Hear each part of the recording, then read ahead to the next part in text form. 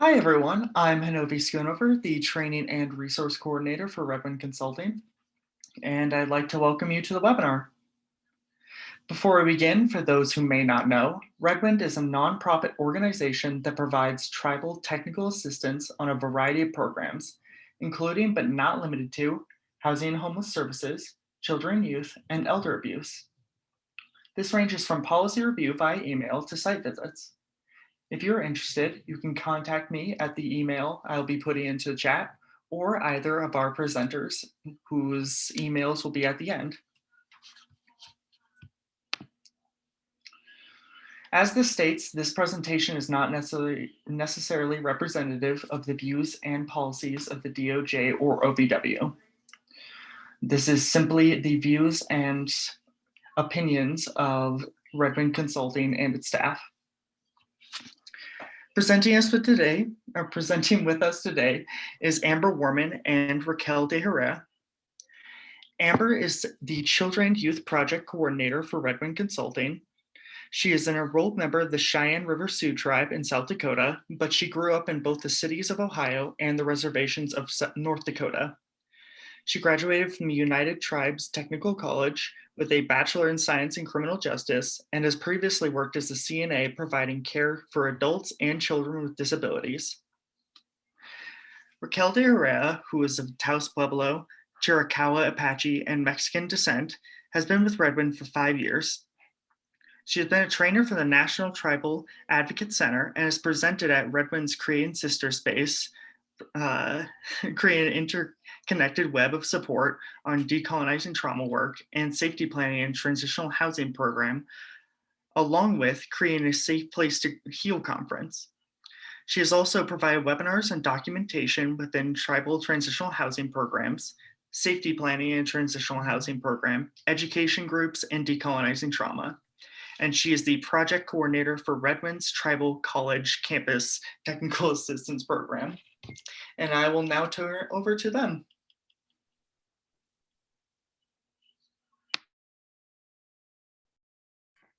Thank you, Hanovi. I know that's a lot of stuff to put in at the very beginning. You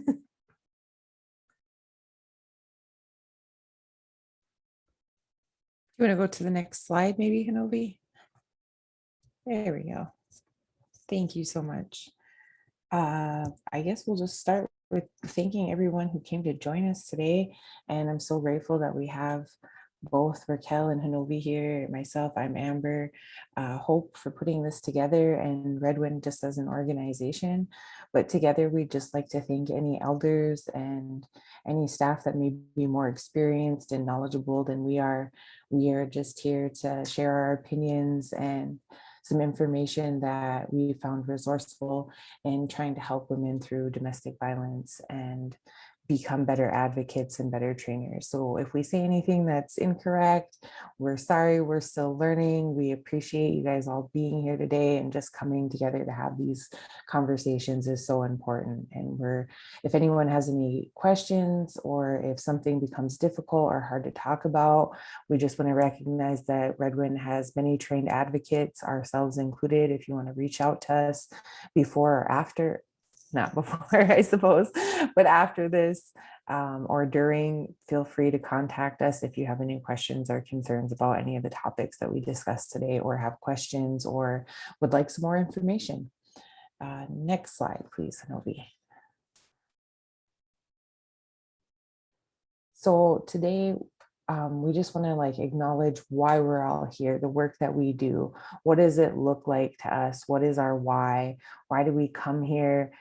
When you start working for victim services, it can be overwhelming sometimes, the amount of people and the different circumstances and backgrounds, but it can also be really amazing and rewarding work. And with every great challenge comes great reward. So we just want to thank you guys for doing the work that you're doing, and put that question in your mind when you're thinking about why you're getting up every day to go to work, and how great it is that you get to have that privilege to really take care of our community, our elders, our sisters, and just be a good relative and good listener. A lot of us got into this field. I know I did because I enjoyed helping my grandmother when I was a young girl. I enjoyed helping the elders in my community. It was how I was brought up. And so, like, that's part of the reason why, even though my grandmother is no longer with us, it's part of the reason why I do the work that we do. Raquel, do you want to share with us why you do the work that you do?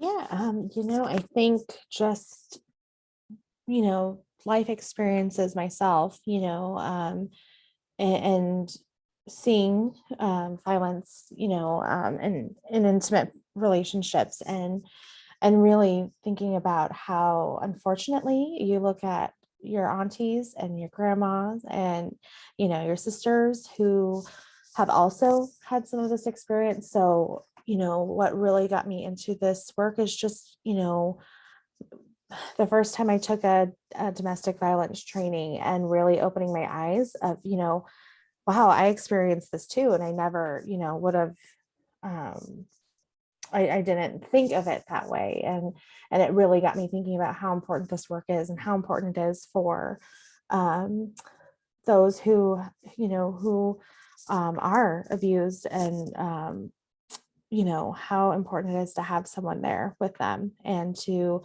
validate them and their experience and their and just be there and support them. So and really my foundation of my being is really a world without violence, seeing a world without violence, seeing my kid growing up in a world where there is no violence. And so I do this work in hopes that I think our families, and I think our kids, and I think in our relationships we have that's the greatest thing that we have, that connection. And everyone deserves a violent-free connection with another person and with a family. So, and that's how we're going to create change, I think, in this world. So, I'm really in this work so that I can, hope to see an end of violence in the world, and it starts with families. So, That's awesome.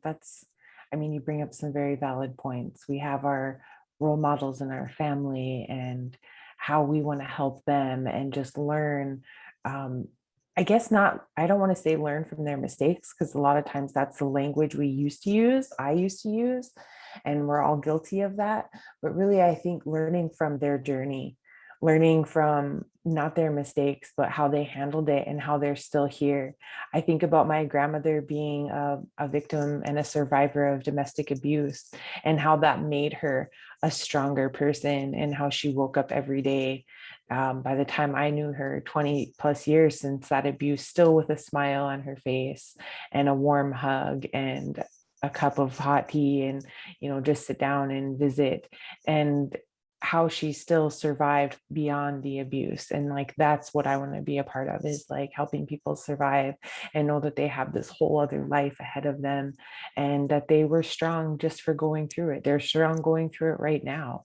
If you're find yourself in this situation, and it can happen to any of us at any time, that you have the strength within you to see it through, and that you will come out, and we'll be here. I don't want to say come out stronger, because sometimes we don't. At first it's hard to come out of a bad relationship, or whether that's a parent's relationship or an intimate partner violent relationship. Either way, it can be difficult to transition into a healthy lifestyle. Healthy lifestyle takes time. But here as advocates, that's what we're here for. And we get to be a part of someone else's experience as they're going through it and as they see it, and help guide them in a way that's unique, I think. So with that, next slide, thank you. And I just love the conversation. That's kind of how this whole thing will be going. Raquel and I have presented before, and we'll just kind of go back and forth a little bit here today. And Raquel, feel free to interrupt me or give me a wave if you have something to add. I'll try to keep looking over at you. It's just one of those things where it's different to present on Zoom, no matter how many times you've done it. It's just still not the same as having an audience right there in front of you. So We have some statistics here. These are national statistics, and we just wanted to give you guys the opportunity to maybe read those. We'll be sending this to you all, so make sure that you take the opportunity. And then the next slide actually, Hinovi, has a comparison of Indigenous statistics. So those previous ones were national statistics. These ones are more Indigenous specific. And I guess like the important part for me is like the numbers and the data are important when it comes to funding and for reporting and all of those things. But at the end of the day, we know that the statistics, I wouldn't say they're a lie, but they're skewed because so many of this domestic violence and rape and child molestation goes unreported. And a lot of this stuff isn't told. We hide it. And I know for myself growing up on the reservation and having friends, myself being Native, it is a lot higher than I want to say, I guess it's somewhat accurate to say 2.5 times more likely to be raped or sexually assaulted, because reality is most of my friends have been raped or sexually assaulted in our lifetime. I don't really know that many people that haven't been. It's the opposite here because we just grow up in a really disconnected environment a lot of times. And it's something that we are all striving to, I think, improve, especially Redwind as an organization and the work that we do here, but also Indian country itself is really trying to heal. And we have the power to heal because we had it to begin with. A lot of the knowledge that we're seeing today, talking about holistic health and wellness, is an Indigenous concept, and we have the power to bring it back. And we, by doing these presentations and getting out there and having our voices heard, that's what we're doing, is we're empowering our sisters to know that even though this stuff is going on and it's statistically there, we still have the power to change it. I don't know if Raquel, you have anything for the statistics? Yeah, I just think so, thinking about this webinar, and this is a response to urban natives. And I think that if you are an advocate, program, and, if you're not culturally, or if you're not specifically responding to, Native victims and survivors of domestic violence, sexual assault, stalking, um, and dating violence, if you're not specifically responding, I think these statistics are really important, because I think it shows just how just how alarming these statistics are. So looking at some of these statistics, I know that there's a new report, and I don't think it's on here, but the National Institute of Justice, the NIJ, came out with a report. Dr. Andre B. Rose had compiled it. It was from the survey done. It was 2016, and I don't have the link to that, but I can, please feel free to email me, and I can send you that. But it really demonstrates just how much Native, and not just Native women, but Native men really experience violence. I am the project coordinator for campus, and so I focus on sexual assault, and we're talking 85% of Native women have experienced sexual violence in their lifetime. That's 85%. That number is alarming. And so I think when you are responding, and just to keep these statistics in mind, and to know that, when you have someone walk through your program and they're Native, and you don't specifically, I think it's just important to know that how, this might be something that her mom's experienced, or her dad has experienced, or her sisters, her aunties, and how that is going to be really impactful with her experience, with their experience. And so I think that's the importance of kind of just knowing these Indigenous statistics, especially when you're responding in an urban area, that, these things don't really happen in a vacuum. We've kind of talked about the historical context of violence against Native women, and just Native people in general, and thinking about that, these statistics are incredibly important. Another thing is, when I was doing advocacy in an urban area, I remember um, one prosecutor who kind of, was just didn't believe that this was such a big issue in our community because she never had a Native person. She never had to represent a Native person, or, they've never had a Native victim or survivor. And for me, it just showed just how invisible this is, but yet so visible, right? That, there's this invisibility to violence against Native women, and then also this highly visible complexities. And we'll kind of go into that, in this PowerPoint of, perpetrators who purposefully seek out Native women and people as victims because of, some of those complexities that we'll talk about. So I just think it's really important to look at the statistics, and I think, as Amber talked about, not necessarily, to know that there's variance, there's variance even within, some areas, but just know that this is a big problem, and that these statistics are, just to keep in mind that when you have a Native person walk into your program, keep that in mind, that there's all of this other trauma, all of these other things that kind of play into this experience that might, exacerbate some of these experiences of violence. So I think that's really what I wanted to say. And then also just that report, I think, would be really important for urban programs who are responding to urban natives to just know. And then there's also an Urban Health Institute resources there, because I think the NIJ report is specific for, in Native communities, but we know in urban areas, a lot of people have lived, in their communities and have moved into urban areas. So just to be aware of these things and to know these statistics would be important to have, because they are, the study was big because a lot of advocates were saying the numbers that we had previous to that didn't match up with what we were seeing in Indian country. So that report will be really good, I think, for you to have as a resource and have your advocates look at, so that when a Native person, when they walk into your program, you have a context for this. And I think we often have that. I mean, you just brought up so many great points, and it is really, statistics are super important for so many different reasons. I didn't want to come off in any way that they're not important. It's just that I feel like there's so much going on outside of the statistics that we don't even know about. This is what we know about. What don't we know about? And I know what it looks like living in Indian country. I also know what it looks like living off the reservation.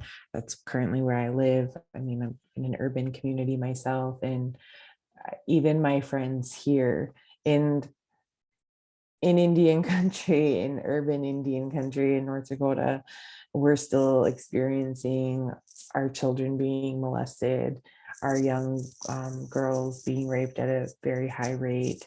Those things are still happening off the reservation to our people. And it is usually a generational thing. If mom is a teenage mom and was raped at a young age, a lot of things can be going on in that family tree to get to the point of this young girl being raped. And I have had those cases where I have a young girl disclosing, and then I have mom, an hour later disclosing, well, yeah, that happened to me too. So like, I just want to be here for her because nobody was there for me when it happened, and that's so sad and so hard, and our people are hurting, and the numbers are sad. Like, it hurts to see them, because I don't want to see that we're 2.5 times or 3 times more likely, or that we're 70% more likely to be victimized. And it's not always by our own people. It's oftentimes by other outside people and by our own people, because we have this huge generational trauma that we're all still trying to heal from, that we'll talk about in either in this presentation or at another time, because there is a lot of things to cover in this presentation. But anything that we talk about that you hear out there, if you're listening as participants, if there's a topic that we cover just a little bit of that you feel like, oh man, I really want to get into that, tell me more, please feel free to reach out to us and we can set something else up. So Amber, you slide. make a really good point.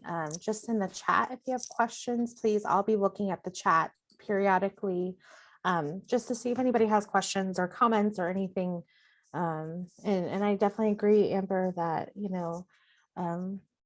yeah, it is, unfortunately, and I think that's the important piece, is that even when we look at support systems, there's a high likelihood that friends, family have experienced, violence as well. And so to keep that in mind. So thank you, Amber. Next slide, Novi.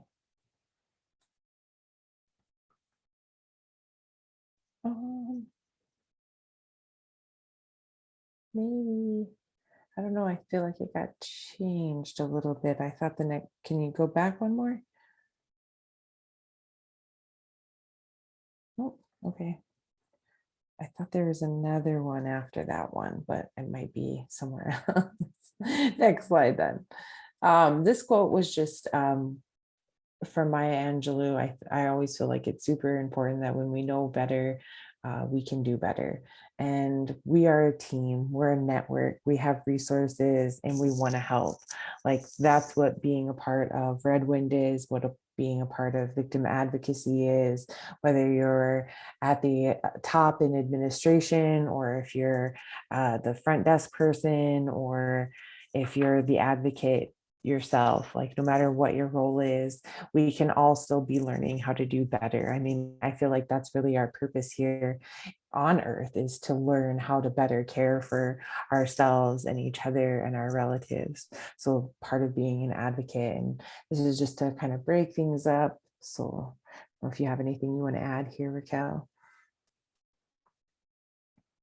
Yeah, I think this is a great quote, Amber, because I think you're, absolutely right, that we don't necessarily, and I think you mentioned this at the beginning, that we don't have all the answers all the time. Or, I think, especially when we're thinking about safety, that it's really important for, victims and survivors to know that they are the experts on their life, and they know, and we're just here to offer support and just do better. And I think we are working with people which are complex.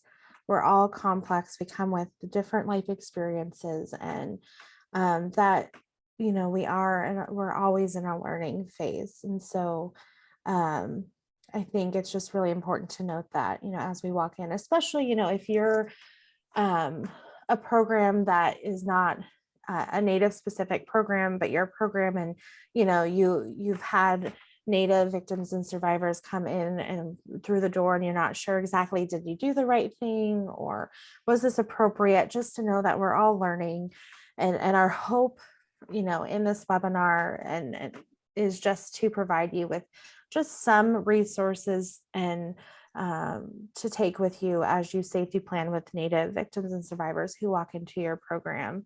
And just know that we don't always have the answers, and it's always good to, we have resources, we want to help, we're a network and we're a team, but that also includes other programs and other services in your area that, that they might have the tools that we don't necessarily have in our programs. And so to know better and to do better, but then also, to advocate, for those other resources and other programs, to know, kind of this information about, the specific, just specific things when it comes to violence against Native women, to make sure that they're aware of, some of these things. And so that's how we all do better, right? When we all share knowledge and share and move forward. Yeah, it's really about creating a network of building people up, building people together, staying connected, trying to better understand each individual, I mean, I think you said that is like super important that we remember that each individual case is unique. So it isn't a one size fits all as advocates. Like we can do all these trainings, but tomorrow you're going to have someone walk through your door that you're totally unprepared for. And you're just like, whoa. So like, I guess just remembering that everyone walks through your door is different and unique and comes with their own set of um, triggers, memories, but also their own strength, their own set of survival skills, their own set of um, love, the way that they love the people that they love and care about and what's important to them. It might look different than what it looks like to you, but it's still there for them. And so like we just have to be accepting of where they're at, meeting them in the middle, so to speak, and helping them find the resources that are going to suit their situation, because it isn't a one size fits all. They may have utilized those services already in that area. They may not be able to reutilize them a second time or a third time. So you might have to look outside your comfort area, because in those statistics, going backwards a little bit, one of the things we know is that Native victims often leave domestic violence, or on average, a survivor or victim leaves about 5 to 7 times or 5 to 8 times, but a Native survivor will leave anywhere from 10 to 21 times. So like it's a big difference, or 14 to 21 times, I think it is. And the part of the reason why that is because all of us, for the most part, I don't want to say everyone, but there's many of us that are very broken still from the generational and historical trauma. We're still learning how to love our parents for the things that they went through as children, as secondary and third and fourth generation survivors ourselves. So how we're learning how to develop those skills, because it's not something you learn in school. It's something you have to learn later on in life, and going backwards. So anyways, those statistics talking about how they're so very important and that we need to utilize them when we can. And kind of lost my thought process there on that last. I was going with statistics, and then I don't know, networks. It's all combined. Yeah, Amber, I think that's a good point of linking those statistics though, and that, that we're all different. And I think that's a big piece that sometimes when we're, training or we're talking about,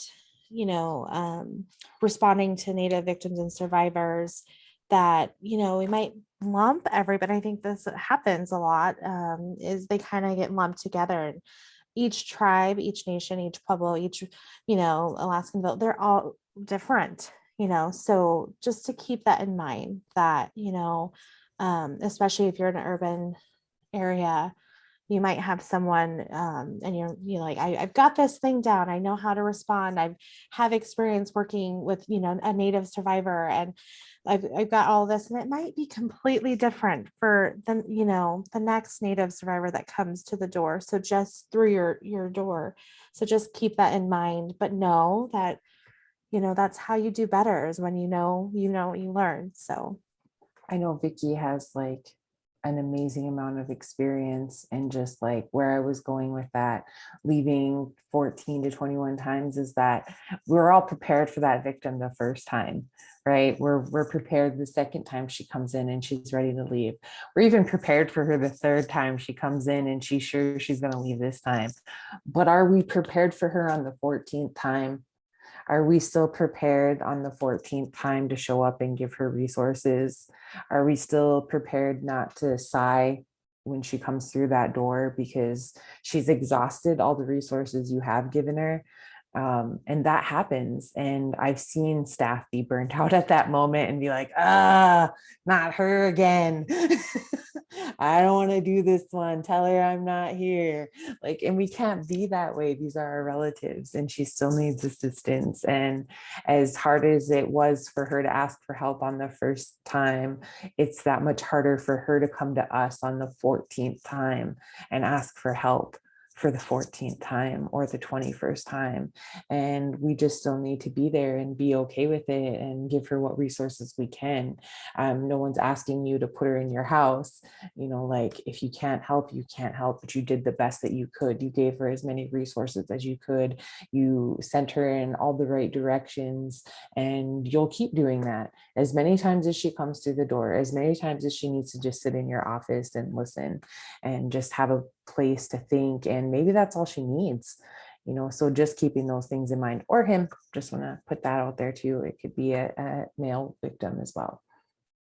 Yeah, Amber, I just want to say something quick to that, because that's such a good point. And I think that really does point, I think we all, when we do our training, when we're advocates, we always hope, to put, and you should, we're supposed to be the biased supporters for anyone who walks through our door. But I also think it's really important to think about, why is that number higher for Native, women who, why is it 14 to 21? And I think we have to consider, especially if you're, a non-Native specific organization, is to consider also discrimination and racism, how that impacts access to resources. So, this is, when we talk about safety planning, we want to keep those things in mind also, that, um, it might be, it accessing, you know, accessing social services for someone who's not Native might look different for someone who is Native, and looking at those resources and their experiences might be different. So I think that's just another good point. That's something that came to mind when you were talking, Amber, about that. Absolutely. That, you know, maybe it's not, the 14th time, she's not just trying to get our services and misuse services per se, but, maybe it is, the last time she seeked services and got them, maybe they weren't what she needed because of racism or discrimination or other things that come into play, or, just thinking about that. So, keep that in mind. 100% for sure. And like, we're just starting to really get into that, mind, body, and spirit well-being. A lot of us for ourselves, let alone to take it in and for what it's really worth, for what our ancestors meant it to be, and really use that in the work that we do and embody it in the people that we work with, and let them know that this is a safe place. And it doesn't matter how many times you need help, I'll be here. Like, it's not just my job to be here. I want to be here. I want to be a good listener. I want to be helpful to you in your situation. And I do understand that you could have been discriminated. And like, you don't have to tell her all of this, but it's good to know it in your own heart that she may have been, like you said, discriminated against at social services, at the last shelter she was at. Like, you placed her at a shelter, but there's all non-Native staff there. And so what does that look like to her? And or we know how shelters can be too. A lot of times drugs and alcohol regulations are enforced. And if she's trying to be sober and there were influences, or vice versa, maybe she fell to the influences and was then kicked out. We don't know the circumstances of each victim. We just know that there are circumstances and that they are going through things for the reasons of that generational and historical trauma, current domestic violence, sexual assault. All of those things can be going on in her life all at the same time. It doesn't have to be one or the other, because that's not how it is. And we know that working in the field. So I just love the conversation that's going on. Thank you so much, Raquel. I love presenting with you. Makes it flow so nicely. Next slide, Hanovi. So like we were discussing, was like having that unified staff that's going to meet people at the front door, not just your administration that, has 30 years experience, but that new front desk girl that's 22 years old and has never worked with any domestic violence victims. Just because she's not going to be an advocate doesn't mean that she shouldn't receive some domestic violence, sexual assault, stalking, missing and murdered, Indigenous training, just so she understands what's going on, and just training in general. If you're an urban center and you just want domestic violence training, that's fine. Make sure that you're educating these front desk men and women that are young or old or whatever age, because that's the first impression when people walk through your door. So if I'm a victim and I have 7 children and I've been being raped since I was 14 and had my first child when I was 14, and I'm 21 years old right now, and I walk into the front door, I don't need the discrimination at the door from the front desk lady to be like, oh, you and all your kids? Like, yeah, me and all my kids. Like, that can be part of the reason why I haven't left before, when we're thinking about all the reasons why she hasn't left before. A lot of times we don't have access on reservations, or healthcare, just in due to poverty, that we should have. And so things like birth control aren't available, or we need our parents' permission. And a lot of times, if you're being raped or molested by an uncle or family member, those things aren't going to be like, oh, hey, do you want to go get on birth control? That's not really how it works. A lot of times in Indian country, it's very much a, well, that's, if that's what you want to do, oh, she's messing around with him, like, or he wants to be with her. We're not really protecting and guiding our children along the way. So these things that we're seeing of someone walking the door at 21, 22 years old with multiple children, not to look down on that person and her choices, or her are on her poverty, I guess. Like, if someone isn't coming in looking the part of what you think a victim should look like, if they're coming in happy, for that matter, if someone walks in the door and they're smiling and they're kind of, like, if Raquel and I walked in as sisters and I'm trying to get help for domestic violence, there's a very good chance, as Native girls, we're going to be laughing and we're going to be joking a little bit. And she might be like, I can't believe you let him do that last night. I'd have kicked his ass. Like, we're going to comment things to each other as sisters do, and we might even laugh, but that doesn't mean I'm not in a domestic violence relationship, or that things at home are not well. All those things can still be going on, no matter how happy or sad I look, or how many children I do or do not have. It's about us being professional when they come to us, that we're prepared for those situations, that we know that they've had crazy life circumstances, and that's okay. We're not here to judge them. We are here to welcome them. What is your welcome protocol? What do you have in place for your staff? If people required even the janitor to have, 5 hours, 10 hours of domestic violence training, because what happens that night when you guys close at 5 o'clock, but at 5:15, the janitor has arrived. Now he or she's about ready to start cleaning, and someone's pounding on the front door of the office needing immediate assistance. Like, I don't have a phone. I ran from my abuser. I'm here with my 1-year-old baby. Help me, like, right now, I need help. Is he trained? Is that janitor trained? Does he know what to do? Does he know where to seek help? Does he have a phone number of an administrator? Is someone on call? Do you have the on call listed on your front door? Those type of things. What is your welcome protocol for your organization? Providing training to all staff who come in contact with survivors, I think, is super important. I don't think that it, always happens, but I think it's important.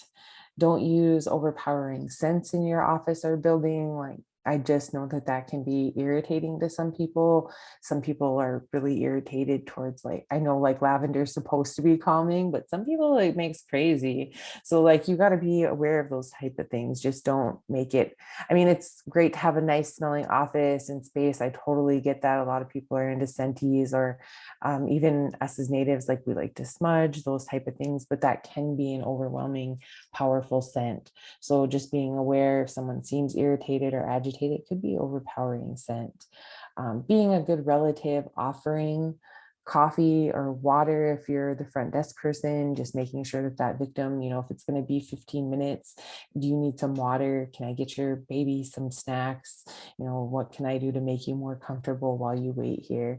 Also, not to prescribe any drugs or medication whatsoever, but if they're available, just Tylenol or Advil, or leaving out sage, or cedar or little packs, like little baggies of cedar sage for them to pray with. If you're trying to be culturally specific, not everyone is going to want sage or sweetgrass or cedar, but just having it as an option, or even tobacco, just the plain tobacco, not actually dispersing cigarettes or anything, but utilized for prayer.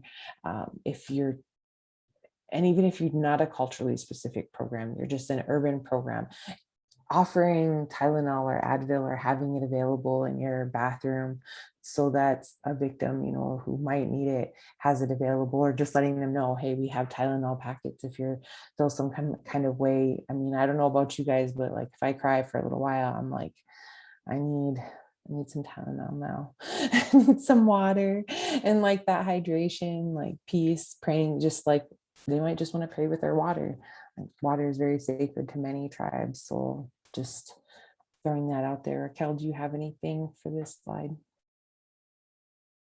Yeah, I just think it's really important what you mentioned. I think when we think about safety planning, and I know that this is kind of what we're focusing on, and I think when Amber and I were preparing this, we really wanted to emphasize that it's not just safety isn't just in the sense of, responding to, obviously it's in a crisis response. We are safety planning, for all of these things, but it really, part of that safety planning is exactly that, of how are we creating a safe place for this person to want to even begin safety planning with us, right? If they don't feel welcome, if they don't feel that this is a safe place for them, they are not going to want to sit down and do a safety plan with us because they don't feel safe there. And so this is really the point that we were, trying to make. And I think Amber really emphasized it enough well, that, we do have to keep those things in mind, that, we want to make sure our first impressions are good impressions. We want to make sure we have a welcome protocol. And I think another important piece, so when I do my tribal college campus work, it's not providing training to faculty and staff for them to be an advocate, because, that's just that they're, we're not asking for, training to be how to be an advocate, but just maybe that trauma informed, or to be aware of, things. And then how do you respond in a way that is kind and compassionate and trauma informed? So it's really just ensuring that there's that training piece with staff who will, at some point, they might not always, but will at some point possibly come in contact with someone walking through that door. So to be prepared for that. And then I think another, just something I wanted to point out was, I'm a mom, and I know that if I walk in and I don't feel that my kid's going to be welcomed, or that, my child, that's not part of the response, then I'm not going to want to be there. So I think having snacks for children, having activities for children, having things that are saying, we see this, we see your family, and when we safety plan that, we are accounting for, your children as well, I think is going to be important just to have. And so it really is that front door, when we talk about safety planning, we want to get to the very beginning of, we want to make sure that they feel safe to do a safety plan with us. We want them to feel safe telling us, what they are experiencing, so that we can help them through that safety planning, right? If they feel they're being judged, or if they feel that it's just not a safe place, they might not tell us everything. And then as advocates, then we're not going to be able to safety plan with them in the way that we should, because we don't have some of the information needed. So I think that that's really important to think about, that safety planning doesn't just start, when they come in and fill out an intake form, and when we're talking, it really happens before they even show up at our door. It happens, as we're kind of organizing our program. Absolutely. I think you nailed it right there. It is the point we were trying to get across, is that safety planning starts at the front door, getting them to feel comfortable and be safe the moment they walk in, that it's a friendly, inviting environment, that we remember we all have baggage. I'm not saying any one of us doesn't have our own things going on or that we haven't had our own worst days. But when you're working at an advocacy center or crisis center or a place of resources, some of the urban native centers or facilities out there, and you want to help support our native people, what you have to realize is that they may be coming in on their very worst day. They're not coming in on their best day. This isn't like, oh, I saw them at the family reunion. I ran into them at the powwow. Oh, they're so cool. Like, you're running into them on, like, they just got hit by a truck. Like, I'm not in the mood. They're probably not going to come in smiling at you. So we have to be prepared that even though they're not smiling, we are still going to be respectful and honor them and honor what they've been through, and that they're standing here. They survived whatever circumstance led them through the door, because it's a miracle that they're probably standing here. We don't know what they went through today or last night or last week to get here today, but I know they walked in my door. I mean, looks can be very, very deceiving. I mean, you see a young, beautiful girl walk through the door and you think, well, she has her life together. Everything, she looks fine. She looks great. Nothing wrong with her on the outside. And then you find out a few hours later that someone held her by gunpoint this morning and she just escaped through the window. And now she needs emergency shelter. Like, it's really like that. You don't know what they've been through by looking at them. So it's really about taking that first initial step as advocates and as people in the field that want to help other people to have a safe space. Yeah, I think we did a good job on that slide. Probably next slide. I want to make sure we stay on our timeline, but I think we're doing pretty good. Yeah, I just think I want to point out too, you bring a good point of just ensuring, and we can, and actually this is a great segue, what I was going to say to this slide, but having just, we all have our biases. We all have, um, we have biases, we have, things that we know, we're just kind of biased on. And so I think it's really important for all staff to know what those are, and what, to be aware of, and then to have, especially if you are a non-native organization, kind of thinking about, some of those stereotypes, or just, some bias that, that you might have when it comes to what you think of, what it means to be native, because I think in media we have, not a lot of representation in media, but we also, what we do have is not accurate. So thinking about that, making sure that there's training that is culturally sensitive. If you know that you are in an urban area and you have a high number of Native victims and survivors coming through your door, you might want to think about, how do I get training in here for all staff that is specific to, you know, being culturally appropriate and aware, and having that training. So again, this goes into having that unified staff, having all staff trained. I know often sometimes we might think, oh, well, only advocates kind of need this training because they're directly working, as we stated, before, that even just someone who's a reception, they have very minimal contact with someone walking through the door. It still is impactful. It's still important. And so you want to make sure that they have that training. And then, when we have that training, you want to make sure there's that consistent response, that consistency in beliefs and values. And I think with policies and protocols, but also just through that training, you want to make sure everyone's having that consistent messaging and that consistent training, so that everyone kind of has a unified response. Another piece that's really important and critical to safety, as we know, is confidentiality. We want to make sure that, we are respecting confidentiality at every turn, that everyone has everyone in your office signs a confidence, which I think, especially if you're funded through OVW, you need to, and you have to, but ensuring that everyone knows what that looks like. And then to even know, I think when we think about our Native communities, and even in an urban area, Native communities are tight knit. They, a lot of the time they know each other. And so knowing that and understanding that level of confidentiality is really important to have. And then you really want to be aware, again, this kind of goes back to it, as I was stating before, that you want staff and you want advocates to be aware of the historical, social, and political context of violence against Native people. So, historical, when we think about colonization and tactics that were used through colonization, a big part of that was violence against Native women. And so you want to be aware of that historical context, then the social context, thinking about accessing resources, accessing social services, and, how discrimination and racism might might impact those experiences and those resources.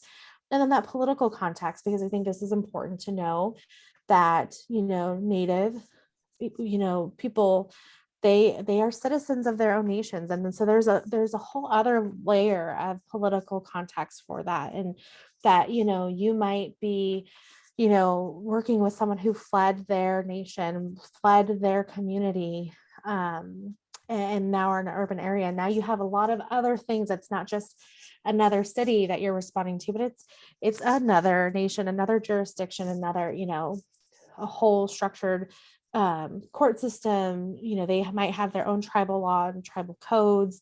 So to keep that in mind and have that in mind, and then again, that trauma informed staff is really going to be important, because it's just, if we aren't trauma informed and someone walks through the door and they don't feel safe, then we are already jeopardizing her, her safety by that. So just making sure that we have that unified staff.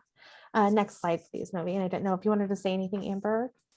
I guess just as far as training goes, a reminder that if you or your organization need more information on training, we can provide training on domestic violence, sexual assault, stalking, missing and murdered, some context on historical trauma and generational trauma, what that looks like, and trauma-informed care, and also confidentiality in case anyone is listening and wants to know more about any specific topic, because we don't have time to cover each individual section of that today, but those trainings are out there and are available, and you can find resources on the Red Wind website. So just in case anyone wants more information on those things, but it's just an overall important to get your staff trained on basically all of those things, and just kind of be aware of what the different issues are and how they affect Indian country differently, and affect the country differently. So next slide. Again, this is a lot like the front door, but this is just kind of your personal office or personal space that you, or not you, but your victim or survivor feels comfortable in. If you have a tiny one room office, obviously you don't, I mean, if you are the front desk person, the janitor, and the advocate, maybe this isn't viable for you. But if you have a bigger area where you have your own office and you're going to be inviting clients in there, what does that office space look like? Is it comfortable? Is it relaxing? Do you have availability to get water quickly, a box of tissues, just all those little things, making sure that it's warm and inviting, uplifting even, what are the messages on your wall saying, just hopefully calming and positive affirmations, those type of things. You are strong, you are enough, you are amazing, you are wonderful. Just reminding this individual of who they really are, and what they've accomplished just getting here today. And I always, as an advocate, that was one of the things that I found most rewarding, is just to thank people for coming to see me. Like, I'm so glad you're here today.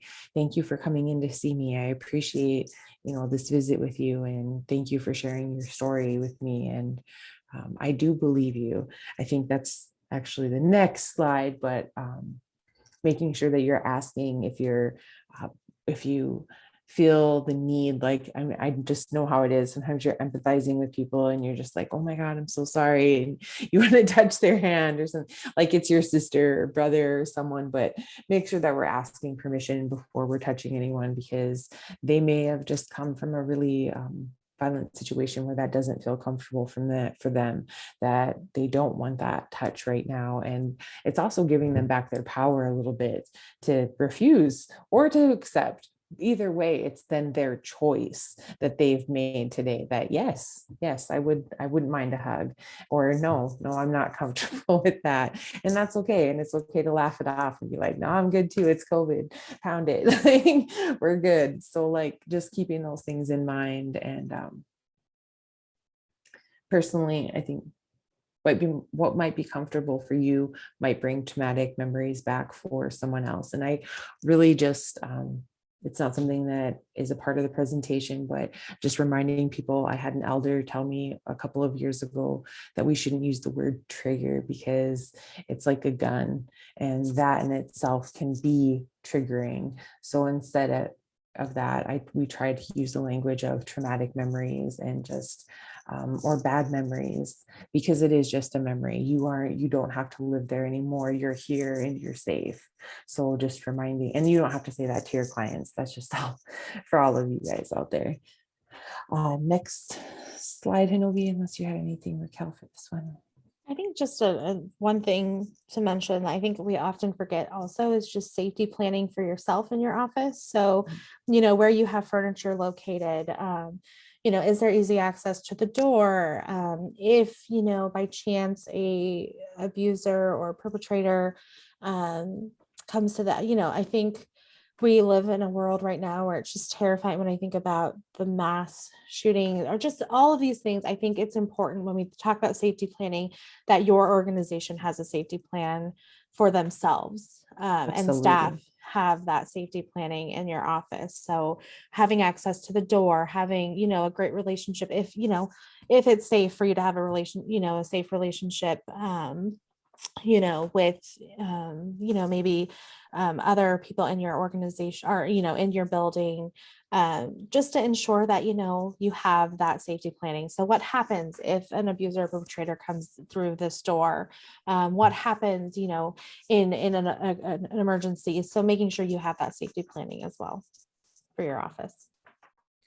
Absolutely, very important. Thank you for sharing that, Raquel, because it is so very important that each one of you are safe. And that should be the first step, is because we can't really help anyone else until we help and protect ourselves. And we know that we're in a good space, and we don't have to be afraid. We know that we have a safe foundation. We know that if we're in our office for too long, someone's going to come check on us, that we have a buzzer on our call, or on our phone, on our call, all those different little things. And then once we have the survivor or victim, however they identify, letting them know that we believe them. We're not detectives. It isn't up to us to investigate the crime scene. We don't have to take their words and create a court file or anything like that. So believe their story, believe them where they're at, believe what they tell you to be true and to be honest, and that if they're there, it's because they need the help, that no matter what, they truly do need the help, or they wouldn't be in your office. Whether the situation was played out differently at home, or it's a he said, she said type of thing, for the most part, if someone's coming into your office, believe them, believe what they're telling you, and do what you can to provide them with the resources that they need to help them on their journey in safety planning. Anything here, Raquel? I think you covered it very well. Perfect. Next slide.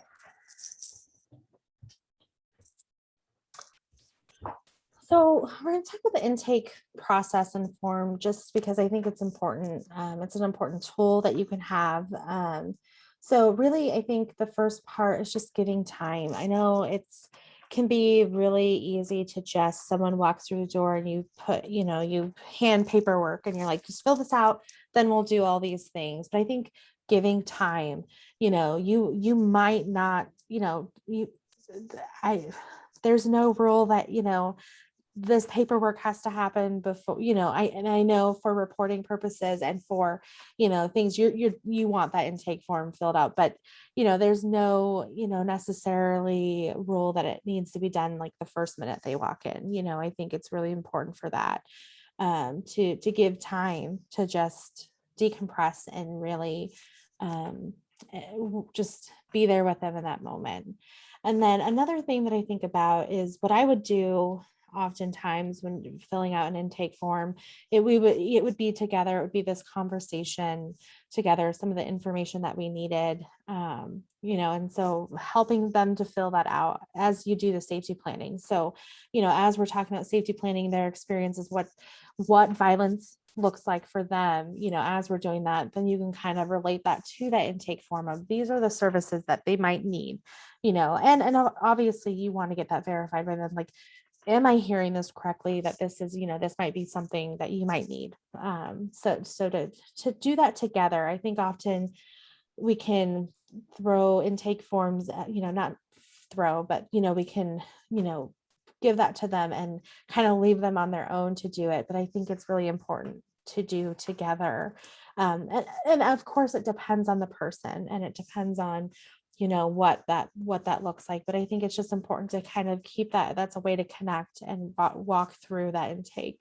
And then you want to be aware of over documentation. I think this is something that Hope can really help with, on the Response to Urban Native project, that if you are concerned about your intake being, asking too much information and they're over documenting, you can, definitely just have that review and see if there's, your intake form is documenting too much. Because I think that's another important piece when we think about safety. I think the biggest importance, I think with intake is knowing that this goes into a file that then, can possibly be subpoenaed by, the abuser or perpetrator, in a court case or things like that. So you want to be aware that anything that gets documented, it could possibly be subpoenaed. So is this information that you want in there? Is it required for you to have it, per your funding?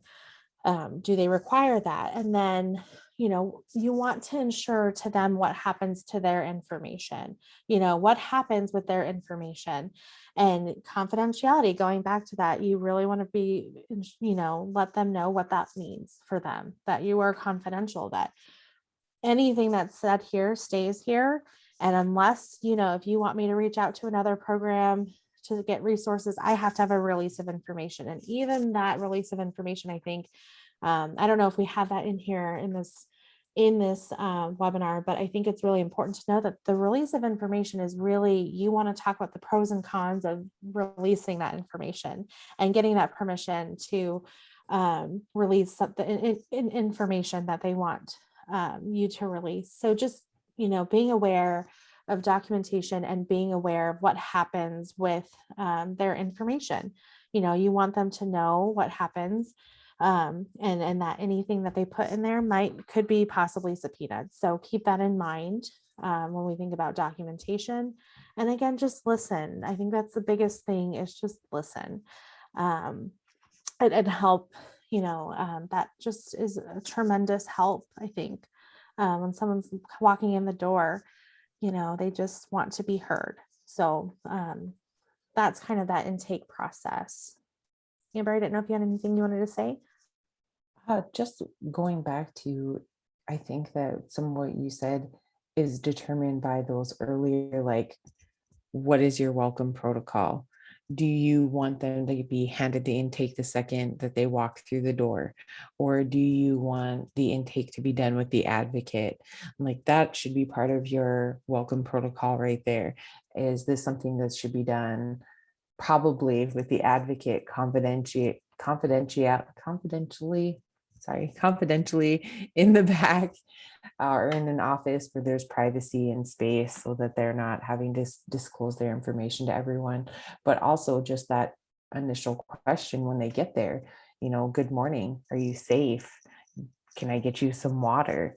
Like, before here's the intake. You're going to need to fill this out, because that's what happens all too much. This isn't a doctor's office appointment.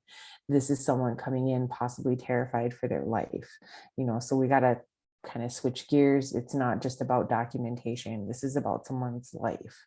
This is about their survival. So how can I make this a comfortable transition for them, a comfortable place for them to tell their story and to, to talk, just to be there. So Great next point, slide, I guess. Amber. I think that's so true. Our intake form is just something we do all the time, that it can be so easy to just, here you go, fill it out, just because it is the everyday, process. And so I think to really be intentional with your intake process is going to be key. Next slide, Novi. Thank you. So when safety planning, one thing that I used that was really beneficial to me when safety planning and meeting someone for the first time was really talking about, power and control and those dynamics and those tactics that happen. And I know this is really small, and we can, like I said, I'll have my email. So if you want, I can link you to these. I got this from from NERC. You can find it's so the power and control wheel, which was that came out of Duluth, as I think, a lot of advocates are, familiar, with that. This one's specific to, power and control and intimate partner violence in a Native context. So when you look at this, you see that there are those tactics of coercion and threats, minimization and blame, intimidation, isolation, male privilege. So that was in a circle, and for a lot of our Native, just in a lot of Circle our is sacred. Yes, exactly. Thank you. I'm trying to say that for us, that circle is sacred. So seeing this, those tactics, seeing that in a circle really wasn't, just didn't feel, it wasn't appropriate. So this was made into a triangle because, when we look at that violence, that is, how it is in our worldview and in our framework. And then there's also, if you can see here, there's two additional tactics that were added, and that's cultural abuse and ritual abuse. And, those are specific to, violence in our Native communities and more specific. So it's going to be important if you are in an urban area to have this resource for not only your advocates, but have it for, Native victims and survivors who are coming through your door. And why I have that here is because I think it's really important when we're safety planning that they see this and they start thinking about, oh, well, I've experienced this. It's just in my experience, when safety planning and talking with someone who's walked through the door, they might not have all the words of what they're experiencing. And then when they see this, they can relate this somehow to some experience that they've had, or that, yeah, this is exactly what happens. And this is exactly where I don't feel safe. And so it can be a really good guide for advocates to sit and talk about it, and help and kind of get an understanding of what violence looks like for them, what's going on with them. And then it can be helpful educational tools. So, it can be a great resource for them, for victims and survivors who come in and they can, I know for me, when I went to my first domestic violence training, again, it was an eye opener of, wow, that's, domestic violence. And I thought, I never would have thought of that as domestic violence, because I think, through media, through, culture, when we think about domestic violence, we think of like the person who has a bruised face and is hiding it with makeup and, glasses, and we're seeing that physical piece, but we're not seeing, these tactics that are used often. So I think it's a great educational piece, a great guide for safety planning. And then it really, this one in particular identifies cultural components of power and control tactics that are used.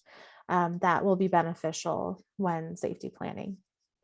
I love that you said it helps. Like, I think the victims, I put for the victims and survivors to put into their own language what's going on, because most of us, male or female, are not taught about intimate partner violence. It's a learned behavior that we've seen our parents or our role models in our life. This is how they responded to things, or how we grew up, or the type of environment that we grew up in. So we model that behavior unknowingly. And it isn't until we're sitting in the domestic violence office that, and someone shows us this power and control wheel. And like, yeah, I came in, I told you my story, and I'm like, yesterday we got into a fight. He like hit me, and maybe he pushed me, he shoved me, and I left with the baby, and now I don't have any clothes. And so that's why I'm here. I'm at your office because last night I had to stay on my friend's couch. And that's all I tell you about my story. But now you've shown me this, and I'm like, well, yeah, I haven't seen my parents in, months, because he doesn't let me go over there, because he says my mom, she smokes, and he doesn't want the baby around cigarette smoke. So I'm not allowed to go over there. And like, we never realized that that's isolating us from our family, or that him pretending like he's going to hit me all the time. Like, he never actually hits me, but he'll raise his fist, like that he's intimidating me to make me feel like I'm weak. Or the emotional abuse. I mean, like, some of those things we do know maybe as abuse, but also like the cultural abuse. Like, there have been some pretty crazy things that I've seen and heard, but just, I mean, what that looks like if they're experiencing cultural abuse or ritual abuse. So like, maybe he has made himself basically connected to God in my eyes. So he's closer to God than I am, because he goes to sweat all the time and he does Sundance, and I'm supposed to basically worship him.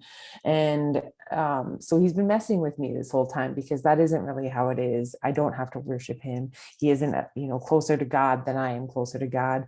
We are both have our own experiences. But my point is that now that I've identified as my advocate, you can now see that I might need cultural support. I might need religious support. That might be a resource that you need to help find me, because I need to now be centered and find out who I am and what church or organization in the area might help me, that might have some other Indigenous members. Is there an urban Native church in the area, or just a Native church in the area that I could maybe attend that might help me, that I wouldn't have thought of as an advocate or as a survivor on my own, because I didn't even know that that was something that I needed.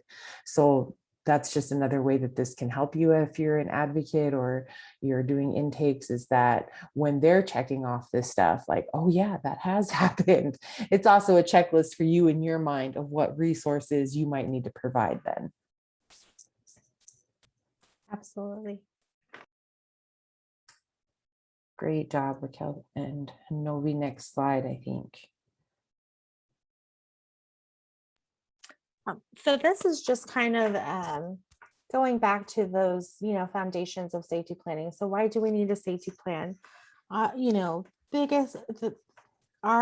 role as an advocate, and one of the most guiding principles to our work is safety. And so we need a safety plan because, we need to do what we can to make sure that those who walk in our door are safe. And so we first and foremost that, we need to do it. And then another piece is not one size fits all. So one safety plan or one idea is not going to be the best. And I think one of the biggest, examples that we can use is a I always can't, like, why is the word not coming? Restraining order or, protective order. It might be the best choice for someone, and it might be absolute worst for someone else, and that's where it's going to be really important that you listen to them and you listen to their experiences and their story and their, what is happening, because you don't want to say, you need a restraining order right away, let's go do that, and then it be the thing that puts her in harm's way, because that is a tactic that or that is something that kind of pushes someone over the edge to resort to, physical violence. And even, I think about homicide, thinking about that risk. And again, this kind of goes to that risk assessment, ensuring that you are listening to the whole story and knowing, does this person have a gun in do they, all of those things that to do, but this not one size fits all. I think that's an example to use for that it might Absolutely. be the greatest for someone, but not everyone. I was going to say, because some people want to go home.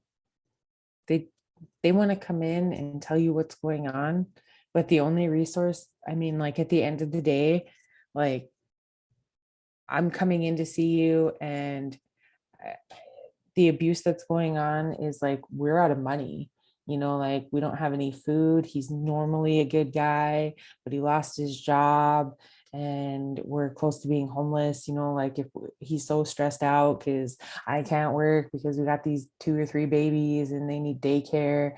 And so like, but I can't get a job because then he can't work, like those type of things going on.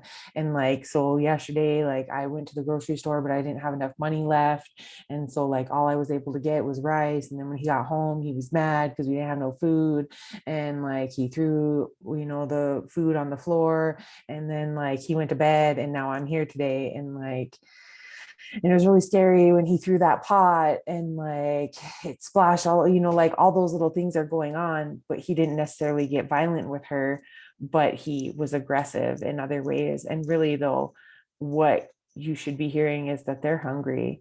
These people need food. This man needs food. His children need food. They're struggling. My resource today might be to suggest that I can help them get to a food pantry, that there are multiple food pantries here in town, that I can help her if she needs me to help her haul this stuff, or, like how can we arrange for the food to be brought to her? Those type of things might be what she's looking for, is like, not that she wants to leave him, but that she needs help just in general, like, and to have a safety plan for at home, like, so if he does get violent, if something else does go wrong, what are some ideas you might have to keep yourself safe? Do you want to save money? Do you want to have a bag ready to go in the trunk of your car with just at least one change of clothes for you and 1 or 2 changes of clothes for the kids? So you have a small bag ready to go, always in the trunk of your car, under a couple of blankets, so they're ready to go, or over at a neighbor's house or at your sister's house or somewhere. So if you have to leave in a hurry, you can leave without the worry of, oh my God, we don't have any clothes, the baby doesn't have a bottle, all those little things. So what does that safety plan look like for that victim? And I just want to say that because you're so right that you don't just walk in and be like, oh, this is a safety plan, let's get you a protection order, because that sounds like really crazy. So let's just go ahead with that, because that isn't the solution for everyone, and also having a place where people can find marriage counseling or batters treatment or those type of things, where that is a resource, so that she can go home if she feels comfortable, if she knows him and she's saying that, yeah, I bet if I told him there was an anger management class, he would go. Like, he's usually a cool person. I don't know what's going on with him lately. We don't know him or her, the abuser, either. We're going off of the word of the survivor and the victim. So if they say that this person can be helped, then we should believe them too. Maybe they can be helped. Maybe counseling would benefit this couple. Maybe they don't want to separate. No one gets married thinking that they're going to get divorced.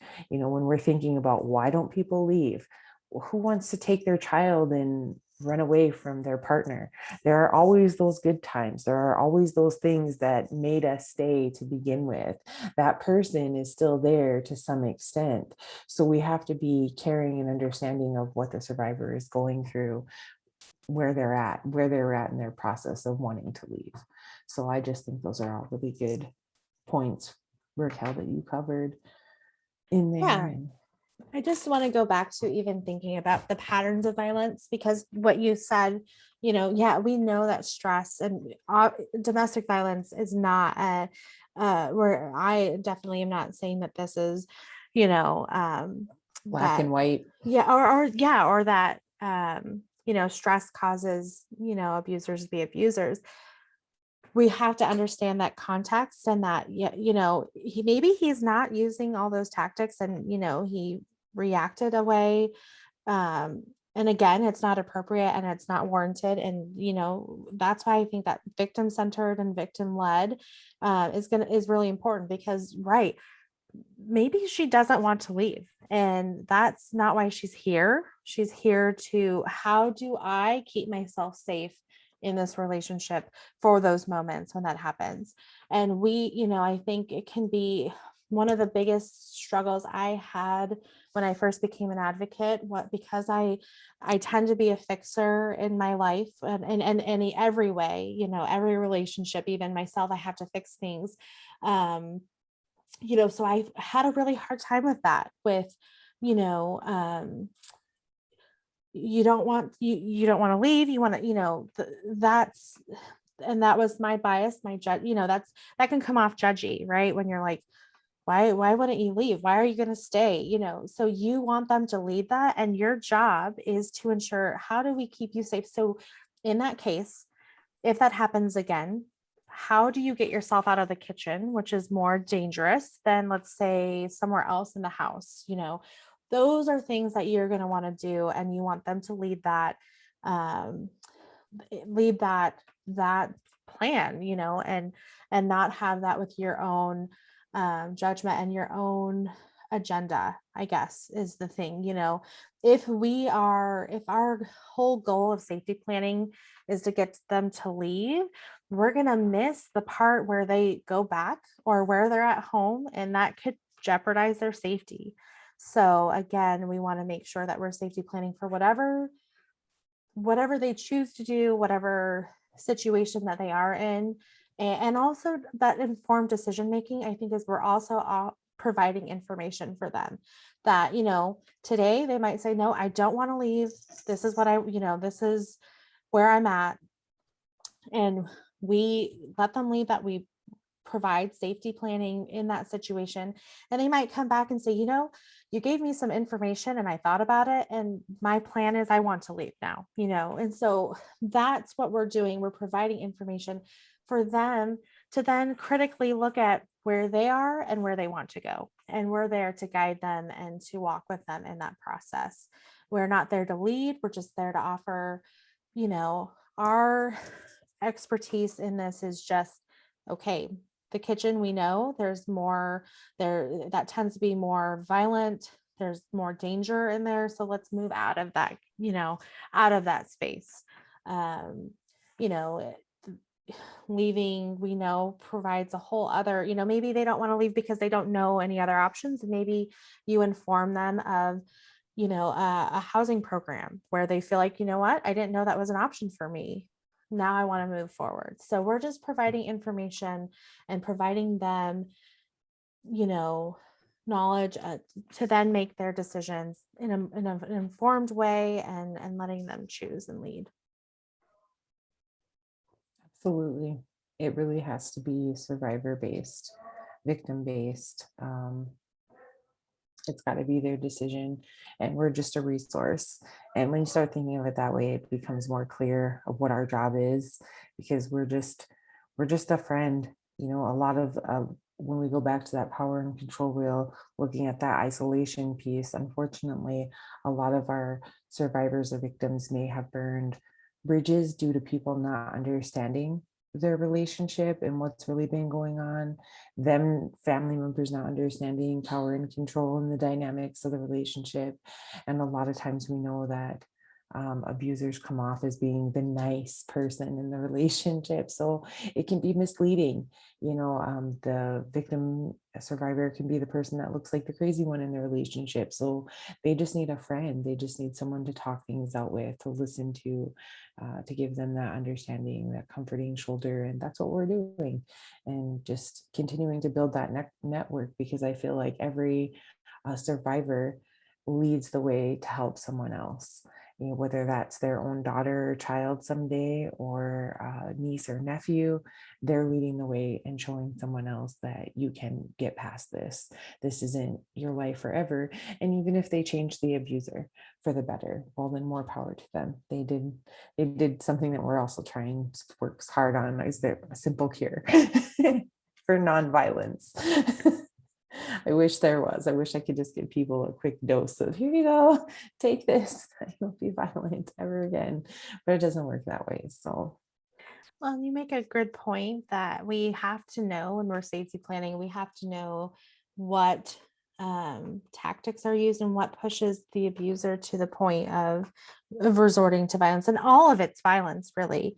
Those tactics are violence, but we really want to be aware. And so it's really important for us to get that information so we know, you know, we're not going to give advice that puts them at harm. So I think that's a good point. And so I think it's really important to know what is what is the driving force of that violence. So next slide, Hanovi, I think. this is just something to keep in mind. I think when you're in an urban area and you're responding to urban, or just to Native victims and survivors, to be aware that tribal protection orders are they are allowed to, they're valid in your city or state. So to be aware of that, they're through VAWA's full faith and credit. So I know sometimes there's always been, even with law enforcement, there's been concern that, well, this is a tribal protection order, so it's not valid here and you need to get a new one, or we're gonna so just to know that that is to be aware that they are under full faith and credit valid protection orders. And then another piece is often that comes up is, well, how do we put them in the database? Because this protection order wasn't put in a database. To be aware that, if you do that, then that might get word to the person that they're being protected from. And then you put their location and where they're at risk. Keep those things in mind. Another one is just ICWA, Child Welfare Act, Indian Child Welfare Act. Being aware, I think, sometimes that can create barriers for victims and survivors when it's not being enforced. So just keep that in mind, and be aware of what your state, the report card of how they respond to ICWA. Are you doing a great job of ensuring that Native children are going and their tribe is being informed, and then are they being placed in Native homes? Cross jurisdictional issues, I think this is another piece to be aware of. Just know who has jurisdiction, how does it work, especially because in an urban area, you might have a Native victim who's coming in and requesting services, and they might have a court date that's on on their reservation, in their community, and there might be some things that you need to know as you are walking with them and providing resources. So you want to be aware of that. And then another big piece is, not just, her tribal nation, being aware of those things, but their partner might be from another nation or another community, tribal community. So you want to make sure that you're just aware of those things as well. Next slide, please, Novi. I'm just going to add really quick with the ICWA. I lived through it, and in a way it can benefit a child or it can hurt a child. And one way that it can help is, for me, I was an enrolled child in foster care, and I had been taken away from my father, who was a non-enrolled member, and placed in a non-enrolled member's home for foster care. And once my mother was able to found out I was in foster care, she was able to use ICWA to then have me placed with family, because I couldn't be in a non-native home. And that was beneficial to me, because then I was placed back with family and I needed to be. So I mean, like, I just want to put that out there. And another issue that I had with cross-jurisdictional issue is, I'm enrolled in one place and my ex-husband is enrolled in another place. And when we divorced, he took our children to his home reservation, and we had to fight in court. And even though he didn't even show up in court, the judge still granted him joint shared custody of our children because his father had been in law enforcement there on that reservation for 30 years, and he was friends with the judge, and it didn't matter if my ex-husband came to court at all or not because he was still getting shared custody, which is crazy because that's how tribal courts can work. So just like being aware that things can be manipulated in tribal court, and there are those things out there, and just how you can make sure that you have legal resources, which is what we're going to talk about next. And then really we're kind of closing up. I think our next couple of slides after that are just closing remarks. So just wanted to throw that last little comment out there. And thank you so much, Raquel. You're doing great.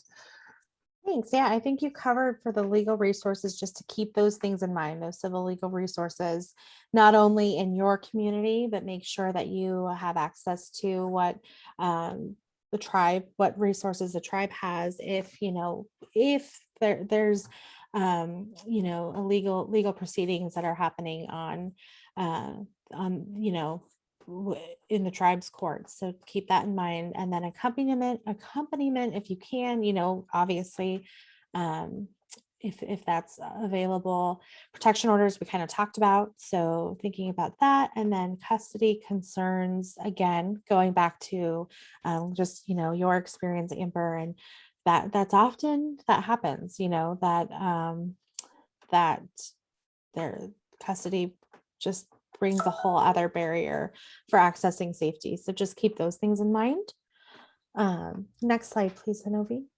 And just what it looks like in non-tribal court. I mean, for a Native American mother in a white courtroom facing a white male in court with a white male judge, I feel like there could be some biases. I haven't been in the courtroom in that circumstance, but my mother was in that circumstances when I was a child, and my father was able to hold a gun to her outside the courtroom and threatened her, and she left the court, and no police officers or anyone assisted her at all because she was terrified, and there weren't organizations like what we have today. I mean, you're talking 1986.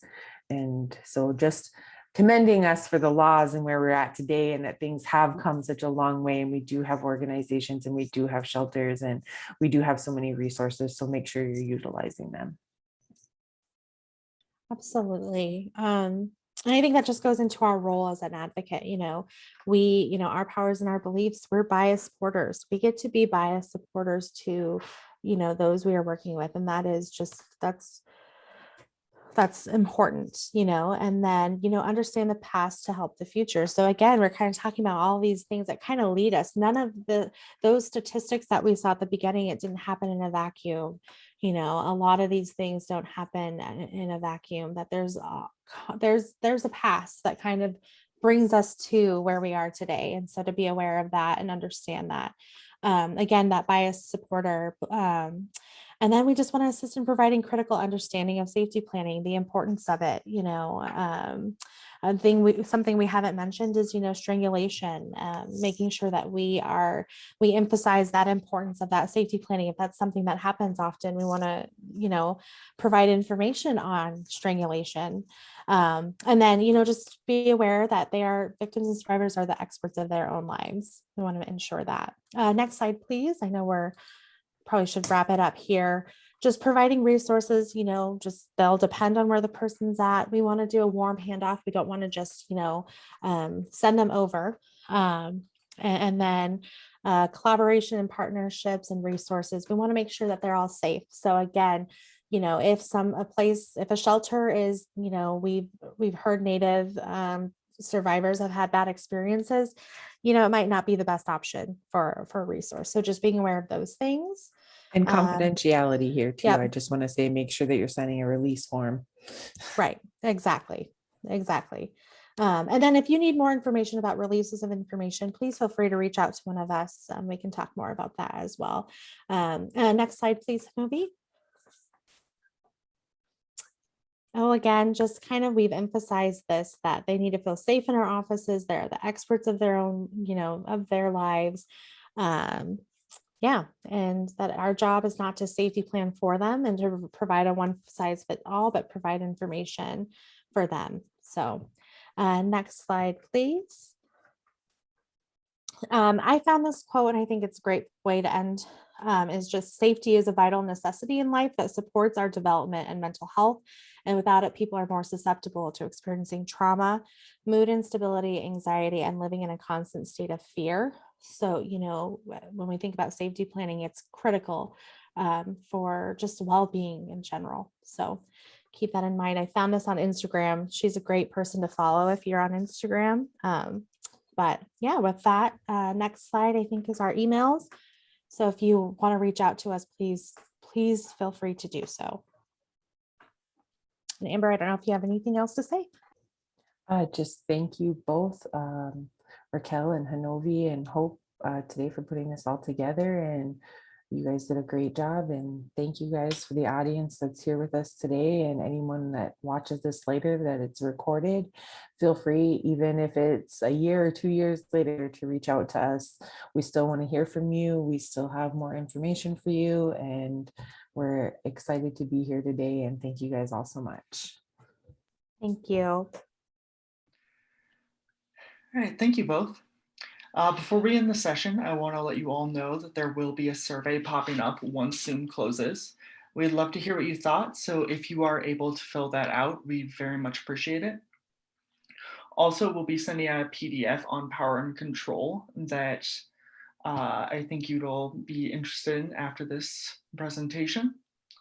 I'd like to thank our presenters, and I'd like to thank all of you for joining us.